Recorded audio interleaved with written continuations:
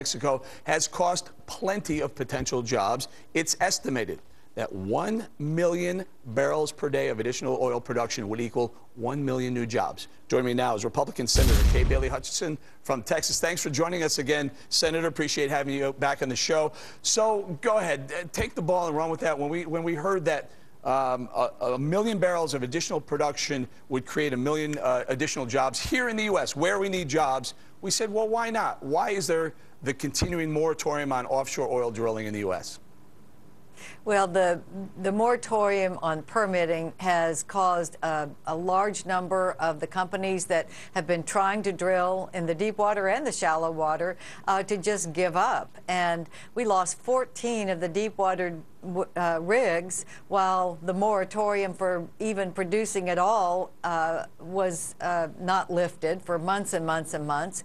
Those are jobs that went overseas, and that does affect supply. I heard your panel before, and nobody was addressing supply. The biggest resource we have that we can drill, because ANWR is the biggest, but we can't drill there, is the Gulf of Mexico. Sure. And there are continuing limitations and more permitting requirements put on by this administration that are freezing the ability to produce more oil.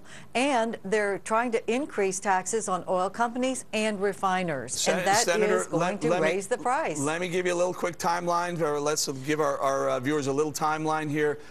$147.25 a barrel is the highest price ever traded for a barrel of oil in America. That was the same exact week that President Bush lifted the moratorium on offshore drilling. Immediately after that, that oil price went from $147 to below $33 a barrel. It lost more than $110 a barrel immediately after that moratorium was lifted. Why is this moratorium back in play?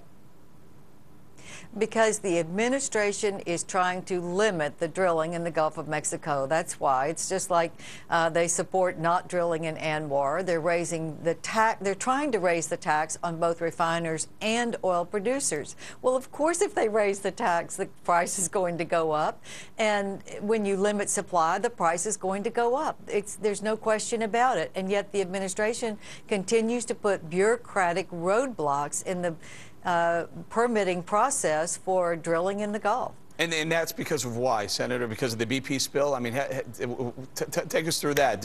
Is BP cleaned up? I think the BP spill was an excuse to put more regulations in place, when in fact all of the other operators have operated in the Gulf of Mexico for years, as many as 30 and 40 years in some places, and have never had an oil spill. This was a circumstance just like you have a plane crash or an automobile crash. I mean, it was an accident for a number of reasons, but that doesn't mean you shut down the whole operation. Before we let you go, Senator, just want to know, what are your constituents, what are the people of Texas saying? Are they mad at Obama for not lifting this moratorium? Do they need the jobs? Do they want the jobs? What's the feeling?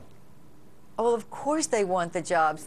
This is a state that produces oil workers. They know this business. They're skilled. Many of them have had to move overseas because the company just can't afford to sit idle. The costs are huge to sit idle and pay people. So they move them overseas where they can be productive. So we've lost jobs in Texas, and families, of course, have suffered, and families have been split apart. That's not good for anybody. Senator Hutchison, appreciate your time once again. Thank you. Thank you, Eric. All right, so drill